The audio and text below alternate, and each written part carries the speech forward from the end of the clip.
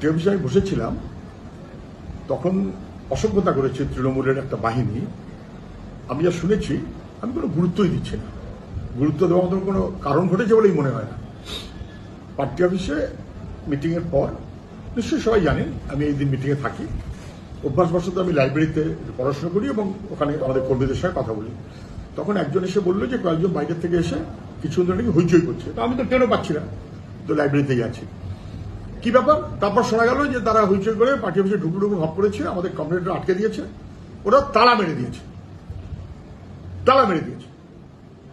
আমি শুনে বললাম যে এই অসভ্যতা মেনে নেওয়া যায় না। তৃণমূলের কোন নেতা ফুটেজ দিয়ে বড় নেতা হবে, তার জন্য পার্টি অফিসে এইরকম ভাবে অসভ্যতা করা এবং তালা বন্ধ করা, এটা কখনো চলতে পারে না। এবং আমি তখনই বলি যে আধা ঘন্টা সময় কর্মীদের আমাদের খবর দিতে বলেছি। আধা ঘন্টা সময় হয় ওরা চলে যাবে, তালা খুলে দেবে, নাহলে আমরা তালা ভেঙে দেবো। ঝান্ডা ফান্ডা ওরা কি করবে ওরা বুঝবে।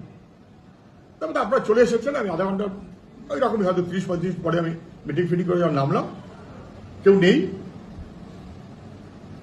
আমাদের ছেলেরা তালা ইতিমধ্যে যেহেতু তারা তালা খোলেনি ভেঙে দিয়েছে। বোধহয় পুলিশ টুলিশ কারা ছিল তারা পরে এসেছে, এসে ওদের ঝান্ডাগুলো বোধহয় সরিয়ে নিয়ে গেছে, নাকি তৃণমূলের লোকরা নিয়ে গেছে আমি জানি না। আমি যে অসভ্যতা ভবিষ্যতে করা বন্ধ করুন। এটা তৃণমূলের কেউ কোনো একটা পার্টি অফিসের দখলদারি দিতে যাচ্ছেন, তার মতন করে এইসব পার্টি অফিসকে দেখবেন না। সিপিআইএম লাল ঝান্ডা, যেখানে সেখানে যেমন খুশি একটা করে ঝান্ডা লাগিয়ে দিয়ে দখলদারি করবেন।